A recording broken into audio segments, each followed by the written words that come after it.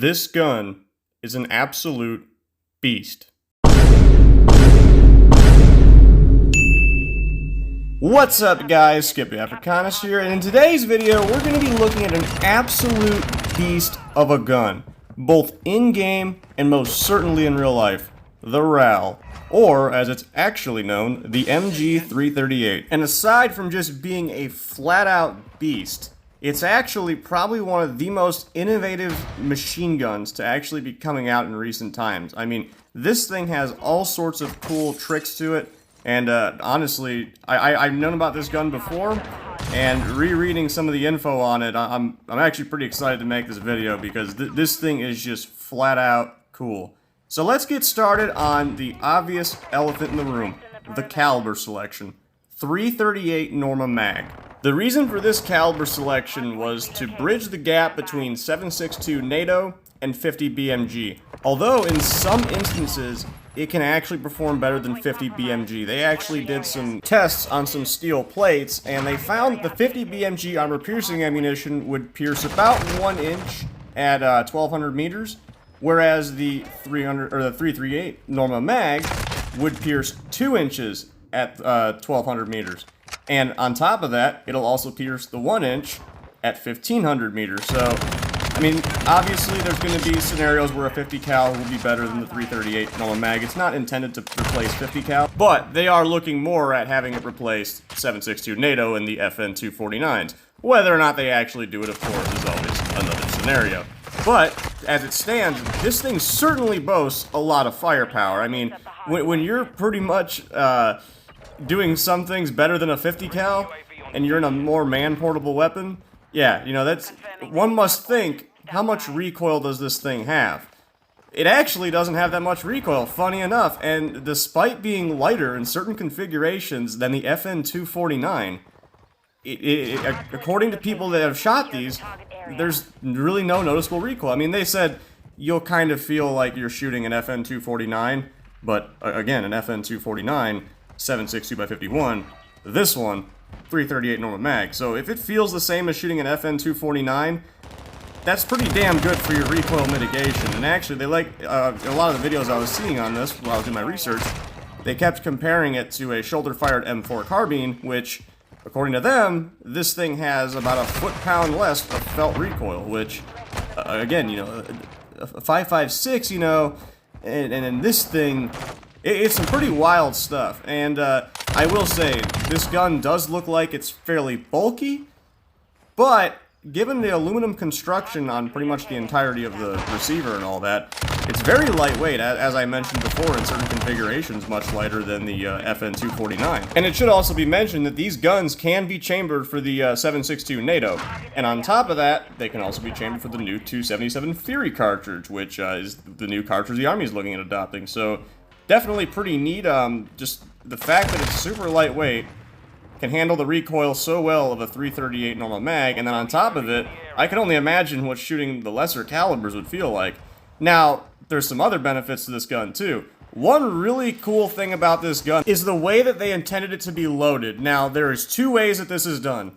There's the obvious one in-game where you flip the latch to the side and load it that way. There is another one, but I'll get back to that one in a moment. Let's talk about why the latch opens to the side. This was done as a way to just make it easier for the optics when you mounted them on there to, you know, there's issues when you have to open it upwards that they just didn't want to have to deal with. So they open it to the side, and it just keeps it more in line with everything, and it just makes it an overall easier system.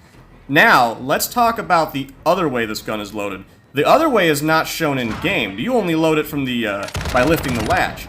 Now, this other method of loading would not work if you still had a partial belt in the gun, but if you emptied out your belt, this gun has a cool trick, which is very popular in a lot of older style heavy machine guns, which you can just push the belt right through.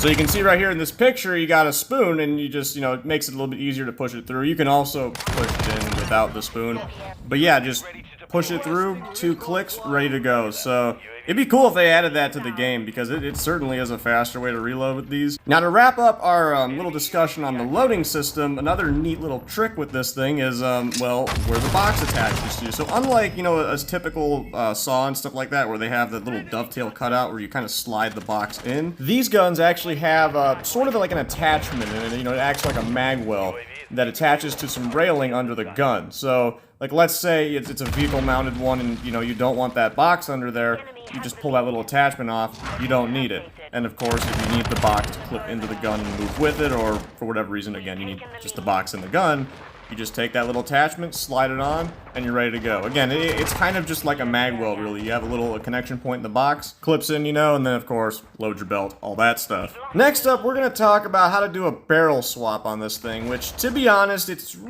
doesn't seem too much easier than most other machine guns, but I thought it just looks cool, to be honest, so I figured I'd show how it's done. And one thing I'll mention, too, which, again, you can do this on other machine guns, but in regards to a lot of the design ideas behind this, not just with the barrel, but with the whole gun in general, they wanted to make this able to be operated, everything on the gun, able to be operated by a single person should the need arise. And, you know, as you can tell, one person can very easily swap the barrel, which I'm pretty sure most of you guys watching this know why they change barrels, but if this seems kind of weird to you, this is actually very common with light machine guns, heavy machine guns, all that stuff. It's just when, you know, when they're laying down heavy suppressive fire, the barrel gets hot, and, you know, you don't want your barrel getting too hot for a variety of reasons, so they'll swap it out for a cold barrel. Not at all unusual, and again, the way this gun changes barrels, not at all, you know, really special. I thought it looked cool, so I just had to put a video clip in that. Now, to kind of wrap this up, we're going to go into some smaller details. Stuff that, you know, it's not like super impressive, super innovative, next-gen stuff, but I mean, it's just all these little small things, of course, will add up, and just makes for a very nice gun. One thing I'll bring up is, you know, the safety selector, all that stuff. It's pretty much identical to the M4 carbine, so, you know, people familiar with an M4 carbine are going to be familiar with using that. It's just more close to muscle memory, I guess to say. And then they did make a lot of the controls on this gun ambidextrous, so, you know, you can swap from left to right hand, should you so please. The belt feed, of course, is able to be swapped from left to right, which is very important for belt-fed machine guns. And a lot of this stuff can be done. It's not like you need to get a specialty, like, let's say, left-handed part or whatever, right-handed part. You can pretty much just swap them right in the field. So just really nice to add that. I mean, again, a lot of the controls and all that ambidextrous, so should you want to go wrong-handed, you can go wrong-handed, or, you know, if you want to go right-handed, you can go right-handed. You know, pretty basic stuff, but again, it's nice that it was added to the weapon. And then actually, lastly, I should mention that this is a short-stroke gas piston system. It supposedly has a special recoil mitigation system. I'm having trouble finding, like, you know, either images or videos to see how it works, what it is, and all that.